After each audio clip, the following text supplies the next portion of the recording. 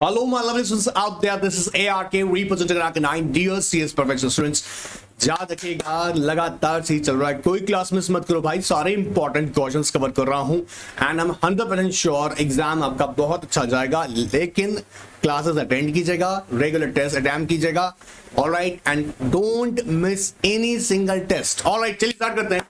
हम लोग बात कर रहे हैं chapter number 13 secretary audit compliance management and due diligence, class number 3, और ये लास्ट क्लास है और इसमें दो बहुत इंपॉर्टेंट क्वेश्चंस हैं जो मैं बताने वाला हूं।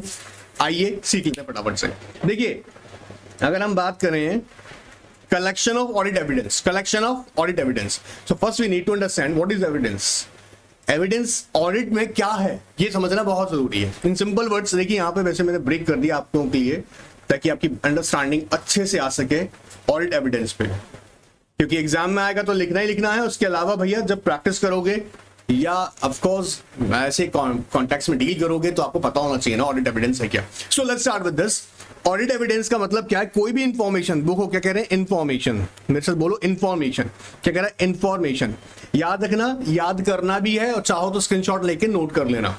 क्या कह रहा है? Information collected and used. Information collected and used, पहले सुनो ना, लिखने मत बैठ जाना, सुन लो। Information collected and used. Sir information कैसे हो सकती है? भाई इंफॉर्मेशन कैसे हो सकती है सोच के देखो। जो आपको स्कोप ऑफ आपका ऑडिट है, स्कोप ऑफ ऑडिट का मतलब जो आप एक्टिविटी कंडक्ट कर रहे हो। फॉर एग्जांपल मान लीजिएगा आप सेक्रेटरी ऑडिट कर रहे हैं तो बहुत सारे आपको यहाँ पे इंफॉर्मेशन कलेक्ट करना पड़ेगा। लाइक सर मेरे को बीआर की डिटेल्स देखनी पड़ेंगी, मिनट्स देखने पड़ेंगे, नोटिस चेक करने पड़ेंगे, रजिस्टर देखने पड़ेंगे। तो यहाँ पे क्या कर रहे हैं? एक तो हमारा इंफॉर्मेशन डॉक्यूमेंट्री फॉर्म में हो गया, एक इंफॉर्मेशन थर्ड पार्टी से ले रहे हैं। मान लीजिए बैंक से आप कंफर्म कर रहे हैं, मान लीजिए फॉर एग्जांपल कोई लोन है बैंक का, या मान लीजिएगा ऐसा कि कोई कैश ट्रांजैक्शन है जिसके आप बैंक के साथ कांटेक्ट करके डिस्कस करना चाह रहे हैं। सो बैंक से आप थर्ड पार्टी से कोई इंफॉर्मेशन ले रहे हैं, या कोई इंफॉर्मेशन अवेलेबल नहीं है तो मैनेजमेंट से रिप्रेजेंटेशन मांग रहे हैं उसके लिए इन राइटिंग की, भैया हमें बताइएगा। इस बात की अकाउंटेबिलिटी आपकी बनती है। सो जो ऑडिट एविडेंस है भैया बहुत इंपॉर्टेंट चीज है। On the base of audit evidence auditor जो है अपना ओपिनियन ड्रॉ करेगा कि ये मॉडिफाइड है या अनमॉडिफाइड है। आई होप आप समझ रहे होंगे कि कंपनी कंप्लायंसेस कर रही है तो अनमॉडिफाइड ओपिनियन जनरेट होगा, और अगर कंपनी नॉन कंप्लायंसेस अगर उसको मिले हैं while he conducting the audit, in that case modified opinion. So audit evidence अपने आप में बहुत इंपॉर्टेंट चीज है। सही कहें तो ऑडिट एविडेंसेस के बेसिस पे ही ऑडिट ही पूरी हो रही है। सो कहते हैं information collected and used by auditor in arriving at the conclusion। conclusion का मतलब क्या हो रहा होगा? conclusion का मतलब यहाँ पे क्या कह रहा होगा कि भैया या तो compliances हैं या नॉन compliances हैं, compliances हैं या फिर नॉन compliances हैं। ये वर्किंग नहीं कर रहा ढंग से। ऑलराइट, नाउ क्या कह रहा है? compliances या नॉन compliances हैं, on the base of which his opinion is based. Opinion क्या कहेगा? या तो मॉडिफाइड ओपिनियन या अनमॉडिफाइड ओपिनियन। कंप्लायंसेस हो रहा है अनमॉडिफाइड ओपिनियन, नॉन कंप्लायंसेस मिल रहा है मॉडिफाइड ओपिनियन। बहुत सिंपल सी बातें हैं, ठीक है, ध्यान से सुन लो, आराम से याद कर सकते हैं और बहुत अच्छे से याद करेंगे। इस सेशन का पर्पस क्या है? इस सेशन का नहीं, हर सेशन का पर्पस क्या है? आप देखें और याद कर लें, याद हो जाए। ऑलराइट, आइए। सो क्या कह रहे हैं? Audit evidence means information collected and used by the auditor. Information collected and used, बोलो ना मेरे साथ में, information collected and used by the auditor in arriving at the conclusion, in arriving at the conclusion, in the arriving at the arriving of the conclusion, on the base of which his opinion is based, his opinion is based। ठीक है, तो ये तो पहली point हमको याद करनी है, फिर हमको दूसरा पॉइंट याद कर लेना है इसका। अब ऑडिटर कहता है auditor needs to evaluate the accuracy and completeness of such audit evidence. अब आपको मान लीजिएगा इंफॉर्मेशन तो मिल गया भाई इसकी, अब इस इंफॉर्मेशन को जो आपके सामने ऑडिट एविडेंस आया ये एक्यूरेट है भी नहीं है। अब जैसे एक एग्जांपल समझते हैं, कोई इंफॉर्मेशन जिसका ओरिजिन कंपनी है उसको मेंटेन भी कंपनी कर रही है तो उस पर कहीं ना कहीं डाउट क्रिएट हो सकता है। जैसे समझो कंपनी का अगर इंटरनल कंट्रोल सिस्टम वीक है और कंपनी ना रजिस्टर ऑफ, मान लीजिएगा रजिस्टर ऑफ मेंबर या रजिस्टर एट फैक्ट्री ठीक है, जहां पर मैं कहना चाह रहा हूं जो इंफॉर्मेशन जो कंपनी में ही है, जैसे रजिस्टर मेंबर कौन बना रहा है, कंपनी बना रहा है, जिस अगर कंपनी का लिस्टेड नहीं है तब, या कंपनी का रजिस्टर जो फैक्ट्री पे मेंटेन हो रहा है, फैक्ट्री की ड्रिल्स को लेके, लेबर के रिकॉर्ड्स को लेके, पेमेंट्स को लेके, कॉम्पनसेशन को लेके, अभी कंपनी वहां बना रहा है, खुद बना रहा है, कंपनी के पास रखा भी है, थोड़ा डाउट क्रिएट करता है। ठीक है, अगर मैं कंप्लायंसेस कर रहा हूं और फैक्ट्री लेबर लॉ से रिलेटेड कंप्लायंसेस हैं और फैक्ट्री एक्ट में उसमें चेक कर रहा हूं, तो मुझे थोड़ा डाउट हो सकता है।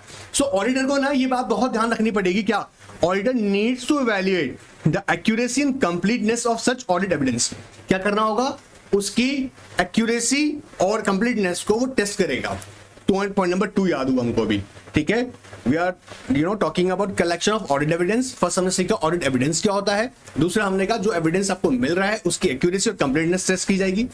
तीसरी इंपॉर्टेंट बात, जब हम कहते हैं कि ऑडिट एविडेंस, तो तीसरा पॉइंट समझना, पॉइंट नंबर 3, जो भी इंफॉर्मेशन कलेक्ट कर रहा है ऑडिटर ना, ऑडिटर क्या करेगा, auditor consider the relevance and reliability of such information. अब दो अलग अलग चीजें हो गई हैं, एक जहां मैं कह रहा था एक्यूरेसी एंड कंप्लीटनेस, ये इंफॉर्मेशन एक्यूरेट एंड कंप्लीट है। दूसरी इंपॉर्टेंट बात, जब वो इंफॉर्मेशन कलेक्ट कर रहा है तो सच information must be relevant and reliable.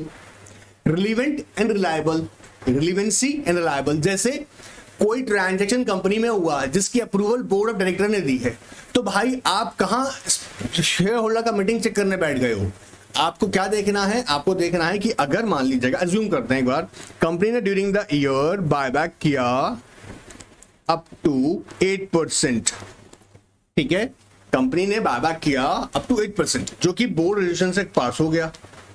अब इसके लिए जो प्रॉपर प्रोसीजर होना चाहिए, जो बोर्ड मीटिंग करना, उसमें कंसल्ट करना, फिर आपका फिर रिजर्व है, share paid up share capital है, इसके टर्म को चेक करना, आप इसका इंपैक्ट क्या होगा फिर रिजर्व्स पे, पेड अप शेयर कैपिटल पे, ये सारी एस्पेक्ट्स आपने देखा कि प्रोसीजर बताया गया, ये प्रोसीजर फॉलो किया नहीं किया कंपनी ने।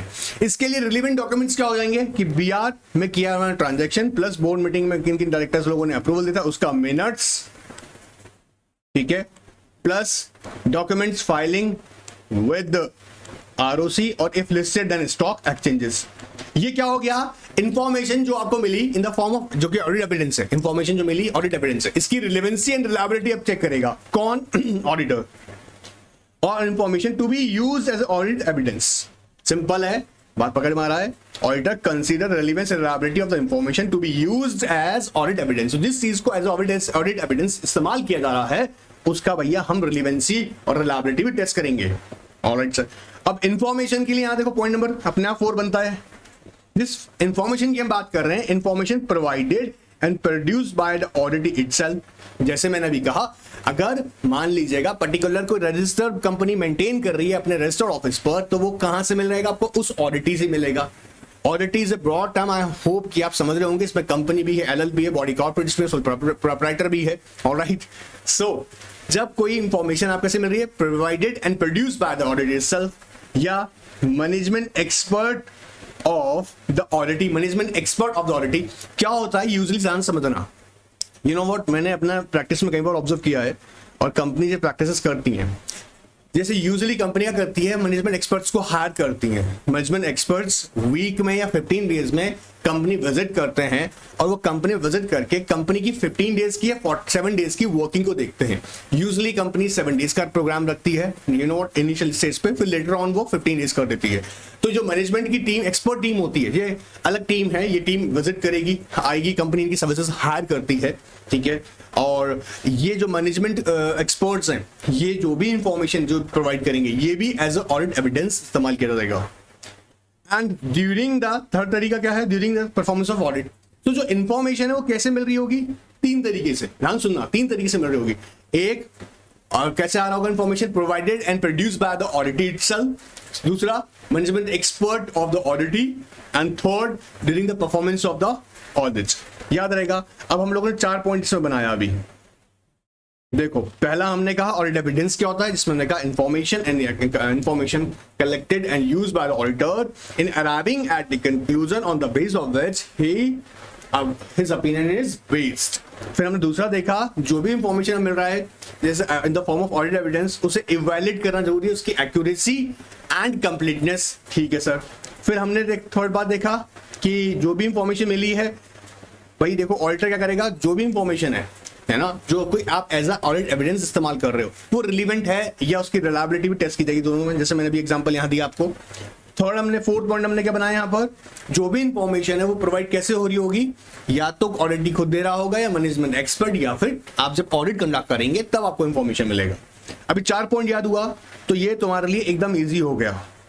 कलेक्शन ऑफ ऑडिट एविडेंस, ये बातें मैंने कवर कर ली हैं। अब कुछ 4 बातें मैं और ऐड करवा देता हूं ताकि आपको क्लैरिटी अच्छे से आ जाए टॉपिक पे, ठीक है। और जिस बच्चे को ना ये चाहिए ना तो स्क्रीनशॉट ले लो, स्क्रीनशॉट ले लीजिएगा ताकि आपके लिए इजी रहे। टॉपिक समझना है, याद भी करना है ना भाई लिखने के लिए। ऑलराइट, चलिए 4 पॉइंट और ऐड करते हैं। अब देखो इसमें अब कहता है absence of information, absence of information example inability of और refusal of management, inability or refusal of management to provide information sought by the auditor also constitute audit evidence. This is very important line. क्या कह रहे हैं कि मान लीजिएगा management provide नहीं कर सकता इंफॉर्मेशन। भाई क्यों नहीं कर सकते हो, या तो हो सकता है कि कोई पर्टिकुलर प्रोविजन की वजह से नहीं कर सकता है, लॉ ने रोक दिया भाई और एक गड़बड़ हो गया। जैसे एज्यूम करते हैं, ऐसा सुनो, लॉ कैसे रोक देगा, लॉ ऐसे रोक सकता है। सपोज करो एक कंपनी के खिलाफ इंस्पेक्शन या इन्वेस्टिगेशन चल रहा है और जो उसके जो डॉक्यूमेंट्स हैं या रिकॉर्ड्स हैं या रजिस्टर्स हैं वो सीज कर दिए गए हैं। अब कुछ डिटेल्स ऐसी हैं जो आपको अभी तक एक्सट्रैक्ट अवेलेबल नहीं हुआ है उस अथॉरिटी से, और ये प्रैक्टिकली कह रहा हूं, ऐसा जो बुक में लिखता है ना एकदम इमीडिएटली मिल जाना, ऐसा नहीं है। अगर ऐसा होगा और सिचुएशन आ गई कि वो जो पर्टिकुलर रिकॉर्ड्स हैं, रजिस्टर्स हैं, वहां से आपको एक्सट्रैक्ट चाहिए ताकि आप अपनी ऑडिट कंप्लीट कर सकें। अब मैनेजमेंट कह रहा है भाई हम क्या करें, यहाँ पे देखो क्या बोल रहा है, इनएबिलिटी क्या हो रहा है, absence of information. Absence of information मतलब क्या हुआ, इनएबिलिटी और रिफ्यूजल, रिफ्यूज या फिर रिफ्यूज ही कर दिया मैनेजमेंट ने, फिर छोड़ेंगे नहीं। Refusal of the management to provide information. अब ये क्या कह रहा है, इसमें भी हम क्या मानेंगे, ऑडिट एविडेंस, क्योंकि इसको भी है ना याद रखना ऑडिटर मेंशन करेगा अपना रिपोर्ट में। क्लियर है। Audit evidence includes inspection, observation, confirmation, recalculation, reperformance, and analytical procedure. Often it is some combination in addition to an inquiry. याद रहेगा, एग्जाम्पल से कुछ याद रखिएगा। तो एक पॉइंट हमको 5th यहां से मिला, 6th हम यहां से सीखेंगे। देखो, when the auditor doubts the reliability of information to be used for audit evidence or audit evidence obtained from one source is inconsistent with that another source. जैसे कंपनी से जो मिली इंफॉर्मेशन और वेंडर से हमने चेक करी, इनमें फर्क है, बहुत पकड़ मारा है। या फिर जो कंपनी की कैश डिटेल्स थी मान लीजिएगा, वो कंपनी की बुक्स में और बैंक की बुक्स में डिफरेंसेस हैं, तो क्या हो रहा है, बोला रिलायबिलिटी तो आई नहीं रही है, ये कुछ बता रही है कंपनी, वेंडर कुछ और बता रहा है, डेटर कुछ और बता रहा है, बैंक कुछ और बता रहा है, गड़बड़ हो सकता है। The auditor shall determine the necessary modification और addition to the audit procedure necessary to resolve the matter. मतलब he will take further step to resolve the issue. How, sir कैसे करेगा, क्या करेगा, उसकी एक्यूरेसी टेस्ट करेगा। बात पकड़ में आ रहा है। He will find out, he will put different method to obtain the necessary information to conclude this problem. Now, point number 7. So अभी इतना ध्यान रखना, point number 6 मैंने क्या याद रखा है, अगर कोई भी ऑडिट एविडेंस ऐसा है जो डाउट क्रिएट कर रहा है in the mind of the auditor, why, reason क्या है, because information collect from the one source is inconsistent with the from other source. In that case वो क्या कर रहा है, डाउट क्रिएट कर रहा है। Then in that case he will take the necessary steps to resolve this issue. Point number 7 कहता है audit evidence is more reliable when it is obtained from the independent sources outside the entity. मैंने कहा third party. जैसे अब third party मैंने example है आप सामने, डेटर है, वेंडर्स हैं, बैंक्स हैं, ये रेगुलेटर्स हैं जो इनके पास इंफॉर्मेशन अवेलेबल हैं।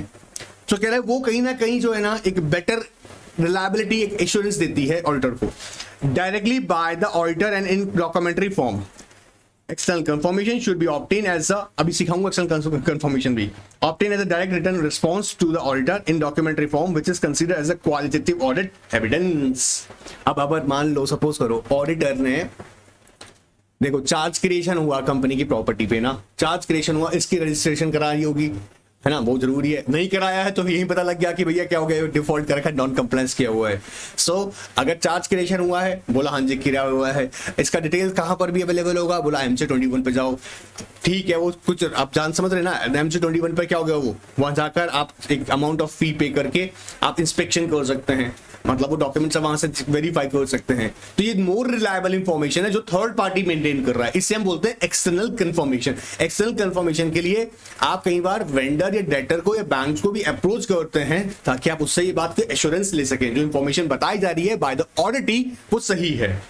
पॉइंट नंबर 8 आ गया, कहता है जी return representation by the management और audit evidence. Of my god, देखा भी क्या बोले थे तुमको कि अगर मैनेजमेंट किसी पर्टिकुलर बात पर आपको इन राइटिंग रेस्पॉन्स कर रहा है, आपने कोई इंफॉर्मेशन मांगा और वो इंफॉर्मेशन नहीं अवेलेबल है, या फिर उसके लिए मैनेजमेंट इन राइटिंग आपको दे रहा है लिख के कोई इंफॉर्मेशन एंड राइटिंग, उसे भी ऑडिट एविडेंस माना जाएगा, याद रखिएगा। Clear? So return representation by the auditor audit evidence treat किया जाएगा, याद रखेंगे, सिंपल एकदम। चलिए अब यहां पर हमने देखो टोटल 8 पॉइंट्स बनाए, 5 मार्क्स का क्वेश्चन आ जाएगा, मजे से लिख के आइएगा, ठीक है। आई होप आपने इसका स्क्रीनशॉट ले लिया होगा, और जो भी मैंने पॉइंट्स यहां पर आपको हाईलाइट करके बताएं सिर्फ इन पे फोकस रखिएगा। ऑलराइट, चलिए आगे करते हैं। Creation of audit trails. Audit trail basically क्या है? एक जनरल लैंग्वेज समझना, बिल्कुल जनरल लैंग्वेज समझना। अगर मैं कहूं कि भाई किसी पर्टिकुलर ट्रांजैक्शन में एक मान लीजिए ट्रांजैक्शन है, हम एज्यूम कर लेते हैं ट्रांजैक्शन है, सेम ले लेता हूं एक बार वापस से ना, बाय बैक, ये अज्यूम कर लीजिएगा एफपीओ, ठीक है, for the public offer. Buy back for the public offer, buy back का मान लीजिएगा हमने 15% का डिसाइड किया हुआ है कंपनी ने कि 15% कंपनी बाय बैक करेगा, reserves plus paid up share capital. I hope ये पता होगा, इसलिए मैं लिख नहीं रहा हूं बार बार। सो ध्यान सुनिएगा, अभी ट्रांजैक्शन हमारे सामने आया, अब ऑडिटर का काम क्या है भाई कि भैया वो क्या टेस्ट करेगा, इसके कंप्लायंसेस की कंप्लायंसेस हुए नहीं है एज पर द लॉ, ठीक है, ये सब देखेगा as per the law rules regulations, भैया इसके कंप्लायंस हुए नहीं हुए, इसे इंश्योर कर रहा है while you not he was he is conducting audit. अब जब हम वर्ड यूज कर ऑडिट ट्रेल ना, तो ध्यान सुनना, अब क्या हो रहा है, मैं बायबैक फाइनली मेरे सामने प्रेजेंट होकर आ गया, तो मेरा यहां से रोल ये बनता है कि मैं इसका ना ओरिजिन ढूंढूं। ओरिजिन का मतलब समझ रहे हो ना? ओरिजिन का मतलब है ये ट्रांजैक्शन शुरू कहां से हुआ, ट्रेल का मतलब समझ ना, मीनिंग मेन पर्पस क्या है कि ये ट्रांजैक्शन शुरू कैसे हुआ। जैसे मान लीजिएगा बायबैक ही था, तो बायबैक के लिए सबसे पहले क्या हुआ होगा कि भाई उसके लिए प्रपोजल कंसीडर किया गया होगा, फिर बोर्ड मीटिंग बुलाया गया होगा, बोर्ड मीटिंग में कंसीडर करने के बाद में उसके लिए जनरल मीटिंग कॉल किया होगा। मैं बीच में बता रहा हूं, मतलब प्रोसीजर तो बहुत कुछ है लेकिन से शॉर्ट में बता रहा हूं, ठीक है। बोर्ड मीटिंग किया गया, बोर्ड में कंसीडर किया गया, परसेंटेज डिसाइड किया गया, इम्पैक्ट डिसाइड किया गया, प्राइजेस डिसाइड किए गए, कितना किया जाएगा, सारे फैक्टर डिसाइड किए गए। उसके लिए फिर उन्होंने मीटिंग कॉल की, जनरल मीटिंग में उन्होंने रेजोल्यूशन पास किया, ठीक है। रेजोल्यूशन पास करने के बाद में बोर्ड ने ऑथराइज किया, फिर फर्दर डॉक्यूमेंटेशन हुई। सो अब यहां ट्रेल का मतलब क्या है कि आप है ना, यहां से ध्यान सुनना, अभी स्पेलिंग इंपॉर्टेंट सुनना, यहां से स्टेप बाय स्टेप क्या कर रहे हो आप, उस ट्रांजैक्शन को देख रहे हो पूरा, जो आपके बायबैक तक पहुंचने के लिए आपने स्टेप्स लिए हैं और उसे सक्सेसफुल बनाया है। अब ये सब कब हो सकता है, ये सब कुछ अच्छे से कब हो सकता है, जब इन काम को करने के लिए जो मैं ग्रीन वाले मार्क्स बना रहा हूं, इनके लिए आपके पास मतलब ऑडिटर के पास प्रॉपर वर्किंग पेपर्स अवेलेबल हों। अब जब प्रॉपर वर्किंग पेपर्स अवेलेबल होंगे तभी तो भाई इस बात की इंश्योर करेगा वो। सो जब हम बोलते हैं क्रिएशन ऑफ ऑडिट ट्रेल, ध्यान सुनिएगा, क्रिएशन ऑफ ऑडिट ट्रेल, सो इसे बहुत ध्यान सुनिएगा, इसमें मेनली हमारा जो मकसद है किसी तरफ है, देखो ऑडिटर पॉइंट्स याद करवाऊंगा, ध्यान सुनना है ना बेटा। Auditor should prepare and maintain working paper, the form and content of which should be designed to meet the circumstances of particular engagement। engagement का मतलब समझ में आ रहा है, जैसे आपको अभी हमने पढ़ा था ना, आपको क्या मिला, मान लीजिएगा आपको एंगेजमेंट दिया गया, आपको एंगेजमेंट किस चीज का मिला है, सर मुझे कहा गया कि शेयर कैपिटल ऑडिट करो, ठीक है जी। आपको क्या मिला है, बोला मेरे को बोला है एनुअल रिटर्न साइन करना है। आपको क्या मिला है, बोला सर्टिफिकेट ऑफ एनुअल रिटर्न देना है। आपको क्या मिला है, सेक्रेटरी ऑडिट करना है। आपको क्या मिला है, डीपी की ऑडिट करनी है। बात पकड़ में आ रहा है, ट्रांजेक्शन समझ में आ रहा है। आपको क्या मिला है, सर मेरे को कहा गया कि ये बताओ ट्रांसफर ट्रांसमिशन या किसी तरह कंसोलिडेशन डिवीजन या फिर सब डिवीजन हुआ है शेयर्स में, तो उनके शेयर सर्टिफिकेट्स इन्होंने 30 डेज में अंदर दिए हैं।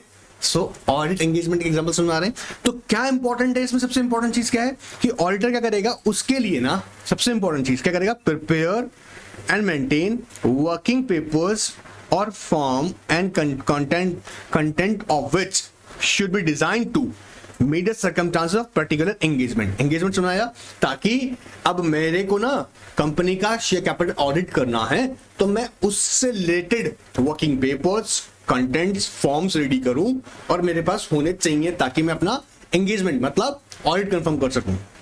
तो पॉइंट नंबर 1 तो अपने आप में बन गया। फिर 2 देखो, information contain in working paper constitutes the principal record of work or that auditor has done। अब बात पकड़ मारा है, जो भी इंफॉर्मेशन आपने ऑडिटर ने कलेक्ट किया है, कैसे करा है, इन द वर्किंग पेपर्स, वो इस बात का एविडेंस बन जाता है कहीं ना कहीं। क्या बन जाता है कि भैया ऑडिटर ने अपना वर्क इस तरह से परफॉर्म किया है।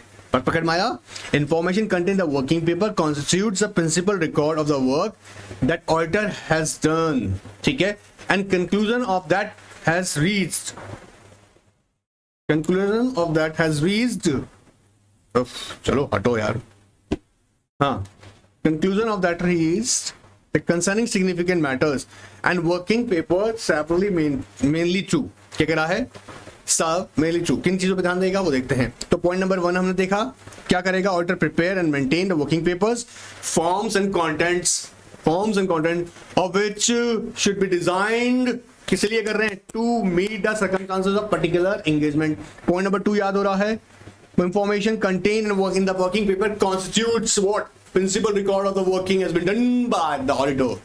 अब क्या करता है वर्किंग पेपर, 2 बातें खास, कहता है provide the principal support for auditor report, principal support on the basis of that I draw my opinion. Auditor कहेगा मैंने कहा अनमॉडिफाइड ओपिनियन है, अनमॉडिफाइड ओपिनियन, अच्छा ठीक है, लो बताओ कैसे। सो ये वर्किंग पेपर शो करेंगे। सो वर्किंग पेपर क्या करता है, principal support for auditor report, including his representation regarding the observance of the standards of the field work, standards जैसे भूलिएगा मत, जैसे हम लोग स्पेसिफिकली ICSI के स्टैंडर्ड्स की बात कर रहे हैं यहाँ पे, which implicit the reference in the report to generally accepted auditing standards। याद रहेगा, जैसे ICSI ने बताया हमारे लिए company secretary auditing standards 1 to 4 आपने देखे हैं, उम्मीद कर रहा हूँ पढ़ भी लिए हैं चैप्टर 8 में, जिसने नहीं पढ़े पढ़ लो भाई, कब पढ़ोगे। And aid the auditor in the conduct and supervision of the audit। Working paper क्या बताएगा, अच्छा लेट मी चेक कितना काम चल रहा है, कितना कंप्लीट हो गया है, कितनी ऑडिट प्रॉपर्ली हो रही है, अरे कौन कौन सा ऑडिट एविडेंस मिला है, कौन सा ट्रांजैक्शन डाउटफुल है, कौन सा नॉन कंप्लायंस पकड़ में आया है, ये सब का सब आपका वर्किंग पेपर आपको हेल्प करेगा इसमें। Now example of working paper are audit program analysis, memoranda, letter of confirmation, representation, abstract of company documents, schedules, commentaries prepared obtained by the auditor। Working paper also may be in the form of data stored on tapes, films and other media। Just simply remember these examples। आपको ताकि याद है क्या क्या हो सकता है, audit programme, analysis, memoranda, letter of confirmation, confirmation समझ में आ रहा है ना, letter of confirmation third party से कर रहे हैं, ठीक है, रिप्रेजेंटेशन, मैनेजमेंट रिप्रेजेंटेशन की बात कर रहा हूं यहाँ पर, abstract of the company documents, company के डॉक्यूमेंट्स से एब्स्ट्रैक्ट निकालोगे, कंपनी का आरओएन दिखाओ, कंपनी का मिनट्स दिखाओ, कंपनी का मिनट्स बुक कहां है, कंपनी के नोटिस कौन सा इशू है, कंपनी का रिकॉर्ड चेक कराओ, तो ये क्या है, एब्स्ट्रैक्ट फ्रॉम द डॉक्यूमेंट्स, याद रहेगा। कमेंट्रीज प्रिपेयर्ड, और कमेंट्रीज में आ रहा, कमेंट्रीज जो कि during the interview and questionnaires, यहाँ पे जो डिस्कशन हुआ होगा, ठीक है, एंड या कोई रेगुलेटर्स ने कहा है तब भी, ठीक है, इवन जुडिशियल रिव्यूज भी obtain bye the auditor. It also includes, क्या कहता है, ये टेप फॉर्म में, फिल्म फॉर्म में, अदर मीडिया फॉर्म में भी इसको हम लोग कंसीडर करेगा, याद रहेगा। चलो ना, अभी आप कहीं सर हाईलाइटेड पढ़ा रहे हो, भाई वो बात बीच बीच में जो रिपीट हो रहा है ना, मैं उसको कंसीडर नहीं कर रहा हूँ, मीनिंग डिफरेंट तरह से का, मीनिंग सही है लेकिन वर्ड्स डिफरेंट यूज कर रहे हैं, ठीक है, मीनिंग सेम है। Working papers ordinary should include the documentation showing that the work has been adequately planned and supervised and indicating observations of first standards. अब ये क्वेश्चन बन सकती है यहाँ पे, वर्किंग पेपर में क्वेश्चन आया भी है, याद रखिएगा, इसका मतलब नहीं आएगा, और अच्छा इंपॉर्टेंट कॉन्सेप्ट है। कह रहा working paper ordinary should include documentation showing that The work has been adequately planned and supervised. The work, अब ये बात तो पक्के से होती है ना, आप देखो समझो, आप कहते हो मैं रात दिन मेहनत करता हूँ सर, मैं रोजाना टेस्ट सीरीज कर रहा हूँ, तो तुम्हारी जब हम टेस्ट कॉपी देखते हैं तो वो क्या बन जाता है, एविडेंस कि हाँ तुम कर रहे हो। और एक मुझे टाइप करके रोजाना भेजे, सर पेपर डन हो गया सर, आज कंप्लीट हो गया सर, डन, अरे डन तो कर रहे हो लेकिन कहाँ है आंसर शीट कहाँ है, तो ये क्या कह रहा है, समझो अगर ऑडिटर ने काम किया है तो work has been done adequately planned, supervised and indicating observance of the first standard of the field work। दूसरा important point first, point second कहता है a sufficient understanding of internal control has been obtained to plan the audit and to determine the nature, timing, extent of test to be perform. Nature, timing and extent क्या करेगा of test to be perform. Point number 3 कहता है audit evidence obtain, auditing procedure applied and testing perform. 3 बातें क्या कह रहा है, working paper से हमें क्या क्या बेनिफिट मिल जाएगा। ऑडिट एविडेंस ऑब्टेन, ये वर्किंग पेपर क्या बताएगा कि हाँ ऑडिट एविडेंस आपने ऑब्टेन किया है, ऑडिटिंग प्रोसीजर आपने अप्लाई किया, प्लस टेस्टिंग यहाँ परफॉर्म करिए, testing to ensure the reliability and relevance of the audit evidence, have provided sufficient competent evidential matter to afford a reasonable basis for opinion. सारा खेल तो opinion का है ना, बात पर मारा है, सारा खेल क्या है ऑडिटर के ओपिनियन का। ऑलराइट, नाउ 3 बातें क्लियर हुआ एकदम। अब देखो, working papers are property of the auditor, ये इंपॉर्टेंट है। Auditor rights of ownership however subject to the ethical limitation relating to the confidential relationship with clients. Right of property का मतलब ये नहीं है कि जाओ जहां मन किया उड़ा दी, इंफॉर्मेशन यूज कर ली, डिस्क्लोज कर दी। भाई राइट तुम्हारा ही है, working papers of course is a property of the auditor, but you know what ethical practices क्या कहती हैं, you should not disclose such you know what information, such kind of but what kind of information is confidential information with outsiders provided unless it is you know what required by the law कह रहा है तो भाई बताना पड़ेगा, otherwise ऐसा आपको नहीं करना है। Property of course working paper auditor की प्रॉपर्टी ट्रीट होगा। Now, auditor should adopt reasonable procedure for safe custody of his working paper and should retain them for a period sufficient to meet the needs of his practice and to satisfy the any pertinent legal requirements of the records retention। अब जैसे यहाँ पर देखो एक बात भी कही गई, the importance of audit trail may be analyzed from the amendment in company's accounts rules number 14 dated 24th March 2021। main purpose क्या था, that provides that every company which uses accounting software for maintaining books of accounts shall only use such accounting software which has a feature of recording audit trail। However, this amendment to be effective for April 2022। कहा क्या गया, simple से कहा, जिन company accounting software use कर रही है, mostly companies accounting software use ही करता है मोस्टली, ठीक है, उनके लिए स्पेसिफिकली कहा गया कि जो अकाउंटिंग सॉफ्टवेयर यूज कर रही हैं उन्हें याद रखेगा उनके उस सॉफ्टवेयर के अंदर ऑडिट ट्रेल का फीचर होना चाहिए ताकि आप ट्रैक कर सकें, ठीक है, specially when we talk about the खासतौर से किसके लिए कह रहा हूं मैं, आपका वर्किंग रिकॉर्ड्स के लिए। ऑलराइट, फर्दर, अच्छा ये हाईलाइटेड एरियाज है ना, ये तो आपको याद करने हैं लिखने के पर्पज से, इसलिए मैं इन पे दो फोकस अलग करवा रहा हूँ। Audit working paper provide evidence of audit coverage and documentation of audit trail. They should be properly filed and stored। अब वो सेम बात में वापस आ गया ना, क्या हो रहा है। So I am expecting that कि आपको टॉपिक क्लियर होगा, ठीक है। चलिए, मेटर्निटी अपने आप इंपॉर्टेंट टॉपिक है भाई, इसको भी इंपॉर्टेंट मार्क कर लो। पूरा टॉपिक नहीं, कुछ कुछ बातें जैसे पॉइंट इंपॉर्टेंट है। मेटर्निटी का खेल क्या है भाई, समझो ना, देखो ना, मेटर्निटी का खेल क्या है। मेटर्निटी सिंपल से समझना, जब हम बोलते हैं दिस इंफॉर्मेशन मटेरियल, क्यों, बिकॉज इन सिंपल लैंग्वेज में क्या कहेंगे, बोले ये इंफॉर्मेशन क्या इंपॉर्टेंट है एंड एसेंशियल है। अगर इंपॉर्टेंट एंड एसेंशियल है भाई, ऐसी इंफॉर्मेशन है जो इंपॉर्टेंट है एंड एसेंशियल है। मेटर्निटी का मतलब क्या है, इंफॉर्मेशन, ऐसी इंफॉर्मेशन जो इंपॉर्टेंट है और एसेंशियल है, जो इंपॉर्टेंट है और एसेंशियल है। बोलो, जो इंफॉर्मेशन इंपॉर्टेंट है एसेंशियल है। बोलो ठीक है सर, जो इंपॉर्टेंट है और एसेंशियल है, बस सर हो गया। अरे नहीं रे, रुको, अब ये जो इंपॉर्टेंट की बात की जा रही है, इसके भी 3 पैरामीटर्स हो सकते हैं, जैसे वैल्यू के अकॉर्डिंग हो सकता है, ठीक है, नेचर ऑफ इंफॉर्मेशन हो सकता है, या कॉन्टेक्स्ट हो सकता है। कॉन्टेक्स्ट हो सकता है। वैल्यू का मतलब तो बहुत सिंपल सा हो गया, जैसे मान लीजिएगा, मैंने पहले भी बताया, अज्यूम करके देखिएगा, अभी हम एक एग्जांपल भी ले रहे हैं। किसी ट्रांजैक्शन के अंदर आपने अगर मान लीजिएगा बायबैक किया हुआ है अप टू 12%, तो मटेरियल है, क्योंकि इसमें प्रोसेसर फॉलो किया होगा, आपको देखना पड़ेगा एक बार।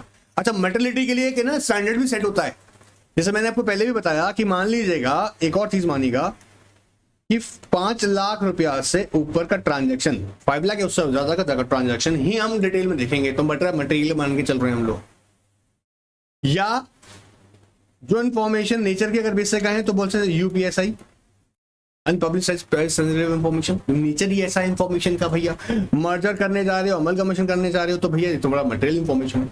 कॉन्टेक्स्ट, या किस पर्टिकुलर कॉन्टेक्स्ट में डील की जा रही है, जैसे जरूरी नहीं है, अब जैसे मान लीजिएगा कोई इंफॉर्मेशन है जिसका इंपैक्ट क्या हो सकता है, फ्रॉड तो नहीं हो रहा है कंपनी के अंदर, अनलॉफुल प्रैक्टिसेस तो नहीं हो रही हैं, बात पकड़ में आ रहा है, क्या हो रहा है, किस कॉन्टेक्स्ट में अगर बात करें तो कहीं ऐसा नहीं फ्रॉड कंडक्ट हो रहा है, अनलॉफुल एक्टिविटीज हो रही हैं, या अनएथिकल प्रैक्टिसेस हो रही हैं। अब अगर मैं कहूं कोई इंफॉर्मेशन इंपॉर्टेंट है, एसेंशियल है, उसको हम देख रहे हैं वैल्यू बेसिस पे, नेचर उसका देख रहे हैं, कॉन्टेक्स्ट देख रहे हैं, तो ये इंपॉर्टेंट क्यों है? बिकॉज इससे ना इट इंपैक्ट्स व्हाट डिसीजन।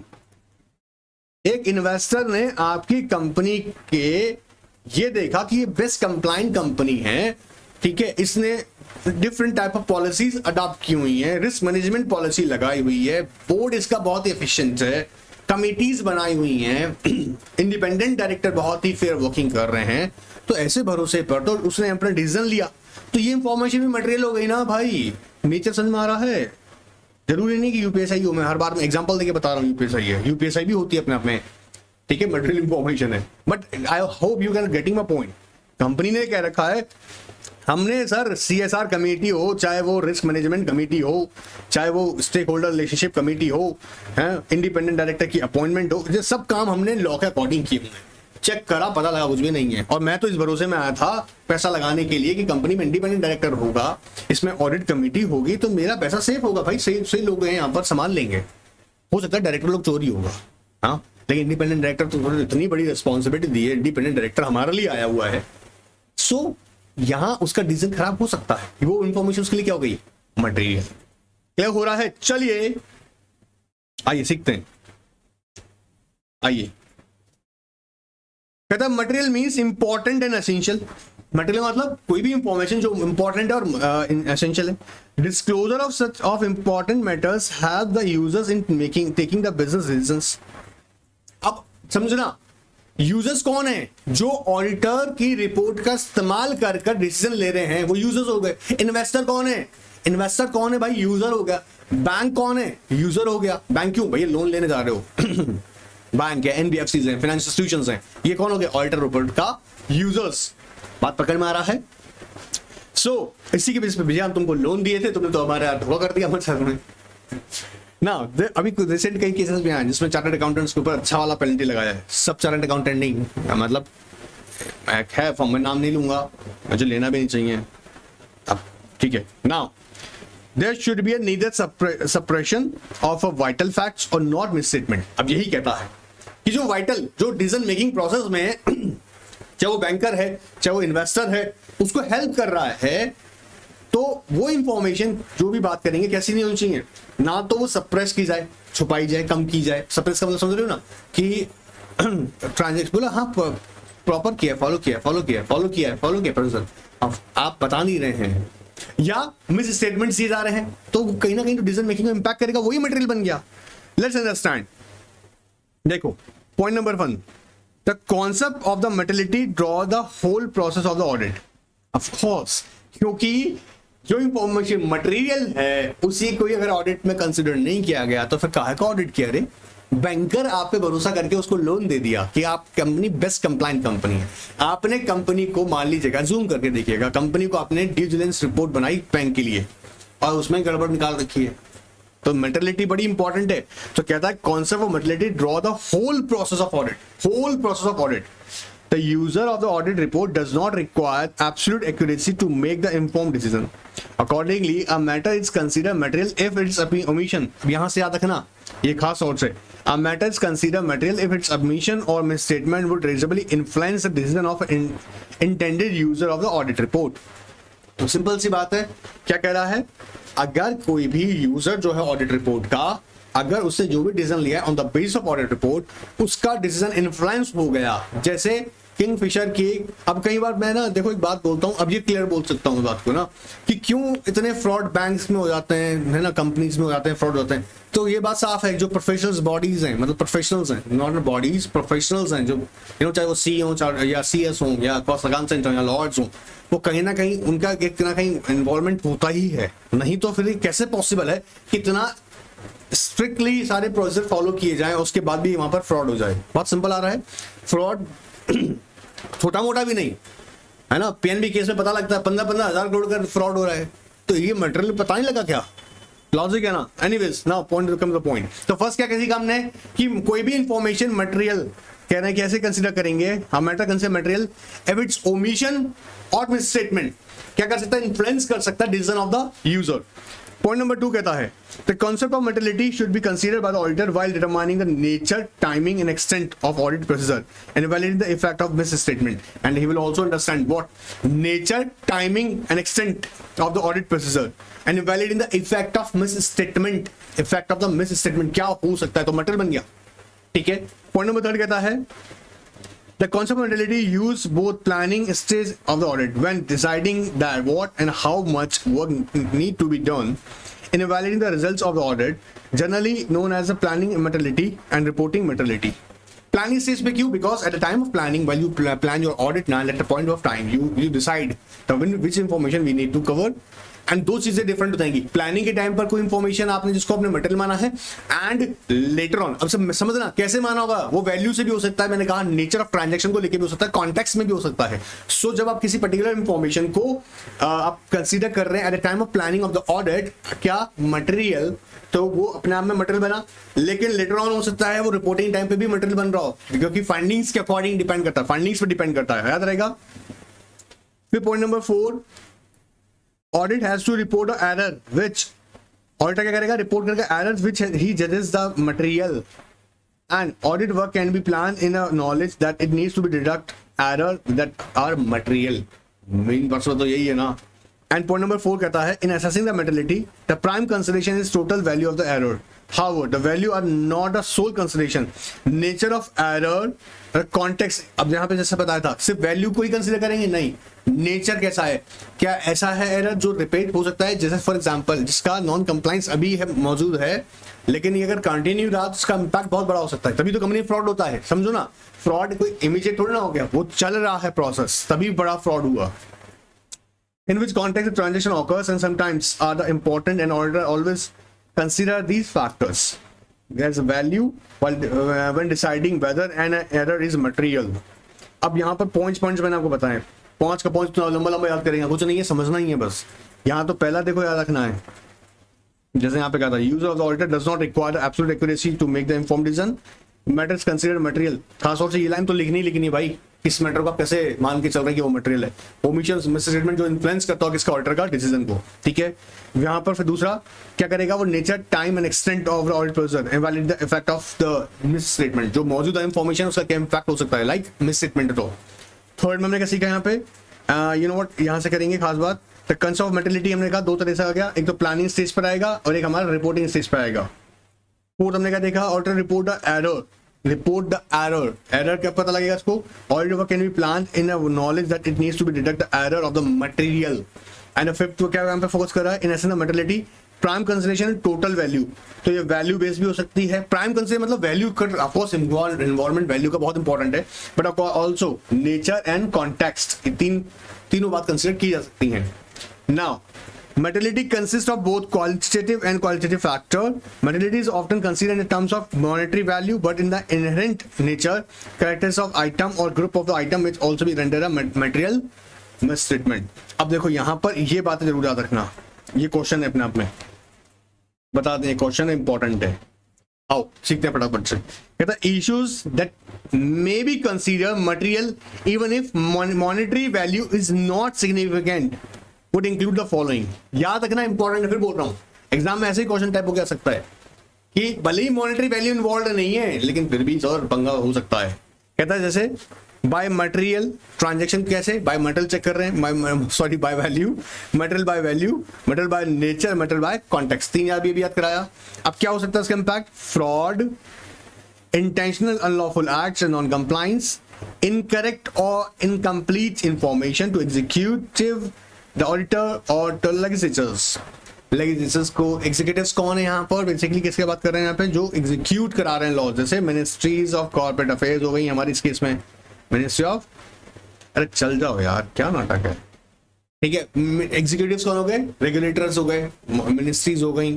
ठीक है, ऐसे यहाँ पे क्या रहा है कि इनकरेक्ट उनको इंफॉर्मेशन दिया जा रहा है, या फिर इंटेंशनल डिसरिगार्ड टू एग्जीक्यूटिव्स और अथॉरिटीज बॉडीज, और डिसरिगार्ड का मतलब वो आरबीआई नोटिस भेजा जा रहा है कि भाई कंप्लायंस का गाइडलाइंस फॉलो करो, हाँ आरओसी कह रहा है भाई हमको रिपोर्ट दो, और या फिर कोई नई गाइडलाइंस इशू कही गई हैं और इशू करने के बाद भी उनको नॉन कंप्लायंस कर रहे हो।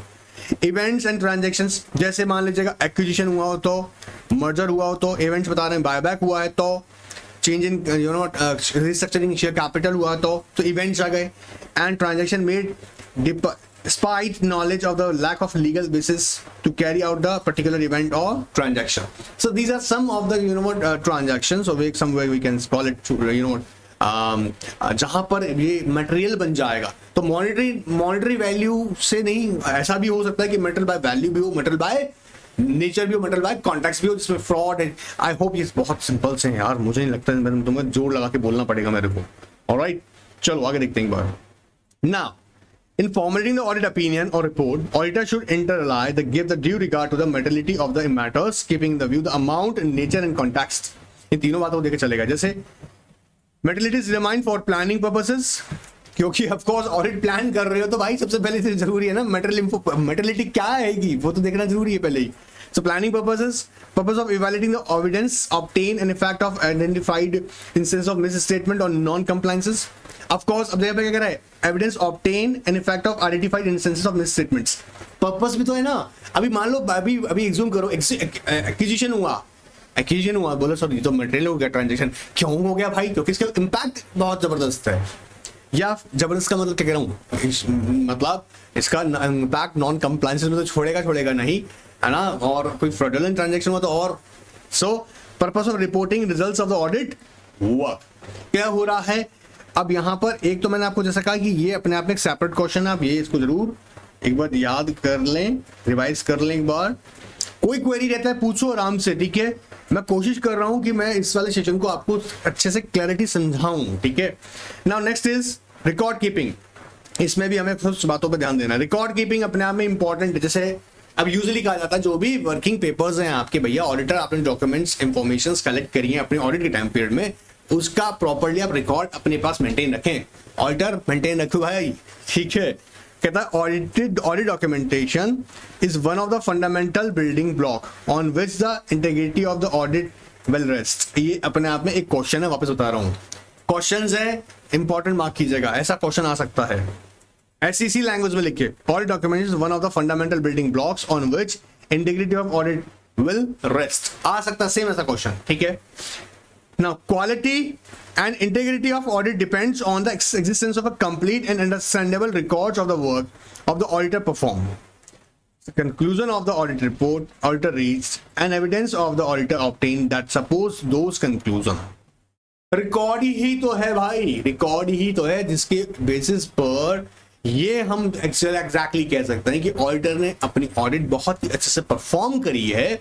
क्या देखिएगा, बहुत अच्छे से परफॉर्म करी है और उसी के बेसिस पर ऑडिटर ने अपना ओपिनियन ड्रॉ किया है. पॉइंट नंबर 1 हमको याद रखना है. पॉइंट नंबर 2 कहता है auditing firm should establish policies and procedure for retention of engagement documentation for a period sufficient to meet the needs of the firm as required by the law और regulations. अब कब तक आप documents जो भी देखो, ऐसा तो है नहीं कि बंडलों की फाइल लगाते चल जाने हैं. आप जो भी आप ऑडिट करते हो उसके डॉक्यूमेंट्स आप अपने पास प्रिपेयर करते हो. उस डॉक्यूमेंट्स को, वो रिकॉर्ड जो हैं वो कब तक मेंटेन किए जाएंगे, इसके लिए प्रॉपरली पॉलिसी और प्रोसीजर ऑडिटर को बनानी चाहिए, ठीक है. प्लस साथ साथ कहता है जब इसकी रिटेंशन, इसको कब तक रखा जाएगा, इसके लिए वो रेगुलर ऑफ कोर्स लॉज को, रूल्स रेगुलेशंस को भी फॉलो करेगा. किसी में स्पेसिफिकली अगर ड्यूरेशन दे रखा है 8 ईयर्स तो 8 ईयर्स से मेंटेन करना पड़ेगा. यूजुअली 7 ईयर तक के लिए कहा जाता है, 7 साल तक आपको मेंटेन करना है. Point number 3, the retention period may also depend on the other factors such as whether the local law or regulations prescribe the specific retention period for a certain type of engagement, or whether they are generally accepted retention period in the jurisdiction, the absence of the specific legal or regulatory requirements. तो क्या retention period का हो सकता है local laws आप consider करेंगे, उसमें बता रखा है तो उसको कंसिडर करके देखेंगे, ठीक है, उसमें ड्यूरेशन क्या बोल रखी है, या कोई पर्टिकुलरली ड्यूरेशन के अकॉर्डिंग बताया हुआ है, अगर लोकल लॉज में नहीं है तो उस ड्यूरेशन के अकॉर्डिंग देखेंगे, ठीक है. जैसे अब ये 2 बातें इंपॉर्टेंट हैं, इस पर आइए ध्यान दीजिए. The retention period is ordinarily no shorter than the 7 years from the date of the auditor report. Audit report से जिस दिन उसने अपनी रिलीज कर दी है वहां से अगर हम बात करेंगे तो वहां से 7 ईयर तक उसको रिकॉर्ड्स मेंटेन करने चाहिए जो उसने ऑडिट करी है उसके records. Auditor the only procedure that auditor adopts for retention of engagement documentation should enable the retrieval. अब ये भी होना चाहिए, ऐसा नहीं कि एक बार डिलीट हो गया तो फिर रिट्राइव ही नहीं हो सकता. ऐसा तरह से मेंटेन करें डॉक्यूमेंट को ताकि वो रिट्राई भी हो सके. And access to engagement documentation during the retention period check करने के लिए आप एक्सेस कर सकें। मतलब ऐसा नहीं होना चाहिए कि फाइलों का बंडल तो लगा दिया है, अब जाके तुम ढूंढने बैठो तो पता लगा 6 महीने उस फाइल को ढूंढने में लग गए। ऐसा नहीं होना चाहिए। रिट्राइवल एसेसेबल होना चाहिए जो भी आपके एंगेजमेंट डॉक्यूमेंटेशन है during the retention period, particularly in the case of electronic documentation, since the underlying technology may be upgraded. Of course, ये important है। अब आप इलेक्ट्रॉनिकली मेंटेन कर रहे हैं तो आपका जो सॉफ्टवेयर आप टेक्नोलॉजी यूज कर रहे हैं वो अपडेटेड होते रहना चाहिए। ठीक है, बात समझ में आ रहा है? बहुत सिंपल सा बात है।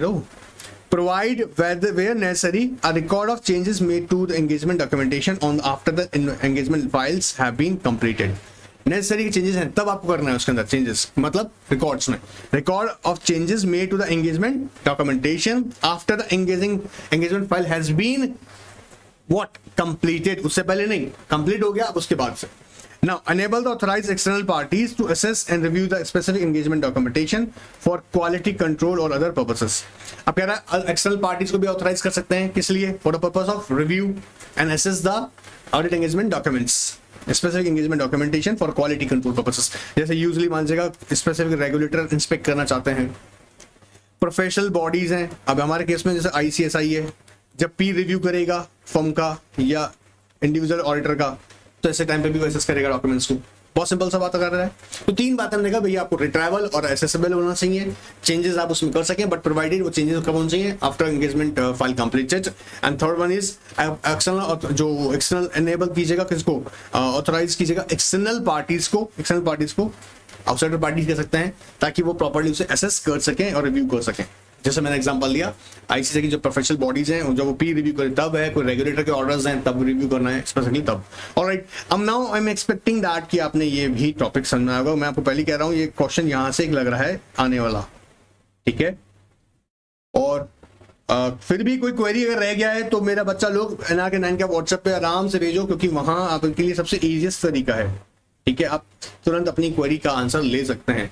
अगर थोड़ा टाइम लग जाता है, इसलिए लग जाता है because you know what excessive work रहता है, but it doesn't mean that कि आपकी क्वेरी का आंसर ही वो विद इन 24 आवर्स आंसर मैं आप करूंगा। ठीक है, और कोई भी टेस्ट मिस मत करो और आज का नेक्स्ट क्लास के लिए रेडी रहो। इस क्लास को अच्छे से देखकर रिवाइज करके, इसका टेस्ट आज ही हो रहा है तो मिस मत करना। पता लग जाएगा ना कितना राइटिंग प्रैक्टिस है। नहीं गड़बड़ हो रहा होगा तो भाई ठीक करवाएंगे, हेल्प करेंगे उसमें। ठीक है, टेस्ट मिस मत करना। फिर बाय, चेक किया।